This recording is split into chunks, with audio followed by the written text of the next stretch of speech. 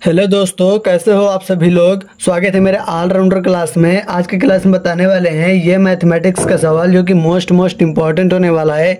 इस तरह के सवालों को कैसे सॉल्व किया जाता है और चुटकियों में कैसे सॉल्व किया जाता है। ठीक है, इस तरह के सवाल हमेशा बता दूं, इस तरह के सवाल हमेशा गवर्नमेंट एग्जाम्स में बार बार पूछे जाते हैं और ऑल कॉम्पिटिटिव एग्जाम्स में पूछे जाते हैं। ठीक है, जितने भी सरकारी एग्जाम्स होते हैं इस तरह के सवाल हमेशा पूछे जाते हैं।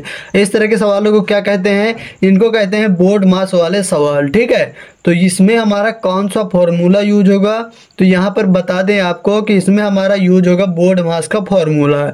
जब आपको बोर्ड मास का फॉर्मूला आएगा तभी आप इस सवाल को सॉल्व कर सकते हैं। जब आपको बोर्ड मास का फॉर्मूला नहीं आएगा तो आप इस सवाल को सॉल्व नहीं कर सकते हैं। ठीक है, चलिए आज के वीडियो में बताने वाले हैं कि इस तरह के सवालों को आसानी तरीके से कैसे सॉल्व किया जाता है। ठीक है, तो सबसे पहले ध्यानपूर्वक सवाल को पढ़ेंगे। क्या क्या दिया हुआ है हमारा, तो यहाँ पर दिया हुआ है 3 का स्क्वायर भागे 9 गुना 3 माइनस 3, इतना हमारा सवाल दिया हुआ है। यदि आपको बोर्ड मास का फॉर्मूला आता है तो इसको सॉल्व कर फटाफट आंसर कमेंट करके आगे से आगे जल्दी से जल्दी बताएं। ठीक है, चलिए बताइए फटाफट। उम्मीद है आपको समझ में आ गया होगा ये सवाल। यदि नहीं आया है तो चलिए बताने वाले हैं।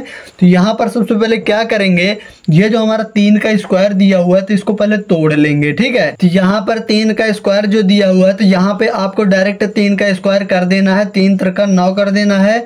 अब भागे 9 गुना 3 माइनस 3, आपको एक लाइन में इतना रख लेना है इजीली। ठीक है, अब यहाँ पर क्या करना है, आपको सीधे से आपको 9 का भाग इस 9 में दे देना है। सबसे पहले बोर्ड मास के फॉर्मूले के रूल के हिसाब से सबसे पहले आपको भाग को सॉल्व करना है, फिर गुना को, फिर माइनस को। ठीक है, तो चलिए पहले भाग को सॉल्व करते हैं। तो इस सवाल के हिसाब से मैंने बताया कि सबसे पहले भाग को सॉल्व करेंगे, फिर गुना को, फिर माइनस को। तो चलिए भाग देते हैं। तो 9 का भाग 9 में तो एक बार में, गुना 3 माइनस 3। ठीक है, आप गुना को सॉल्व करेंगे तो 3 का गुना 1 में, तो 3 अब माइनस 3 हमारा दिया हुआ है। जब 3 में 3 चले जाएंगे तो क्या बचेगा, 0 बचेगा। और ये जो 0 निकल के आ गया यही हमारा क्या हो जाएगा, आंसर हो जाएगा। इस प्रकार इस तरह के सवालों को सॉल्व किया जाता है। ठीक है, चलिए एक सवाल को और सॉल्व करते हैं ताकि आपको बेहतरीन तरीके से समझ में आ सके। चलिए अगला सवाल हमारा क्या दिया हुआ है, अगला सवाल यहाँ पर देखेंगे। अगला सवाल हमारा दिया हुआ है 81 भागे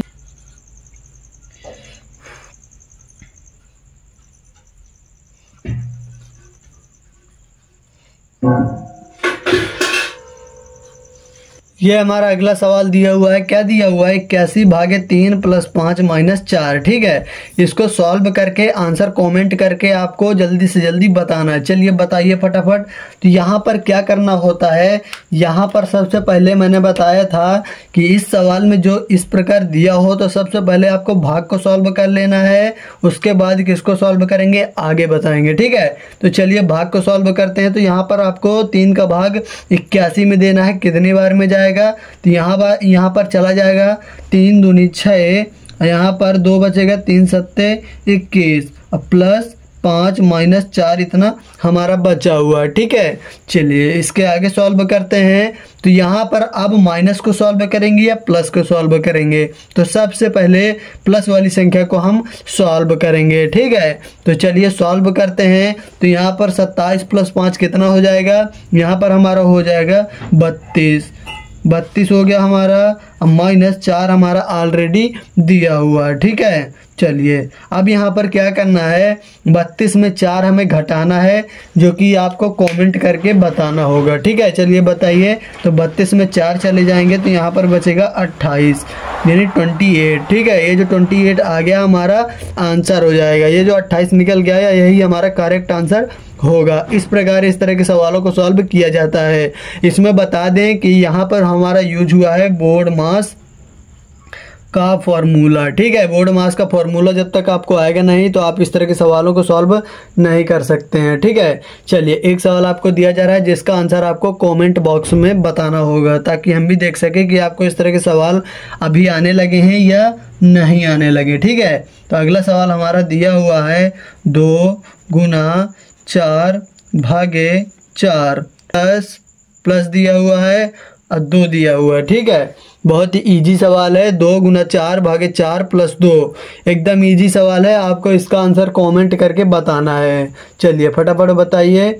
अभी तक वीडियो को लाइक नहीं किए तो वीडियो को लाइक कर दीजिए। चैनल पे हमारे नए हो तो चैनल को सब्सक्राइब भी कर लीजिएगा, क्योंकि इस तरह के मैथमेटिक्स के सवाल हमारे चैनल पर हमेशा अपलोड होते रहते हैं, जो हमेशा गवर्नमेंट एग्जाम से रिलेटेड होते हैं। तो चलिए मिलते हैं नेक्स्ट वीडियो में, तब तक के लिए जय हिंद, वंदे मातरम।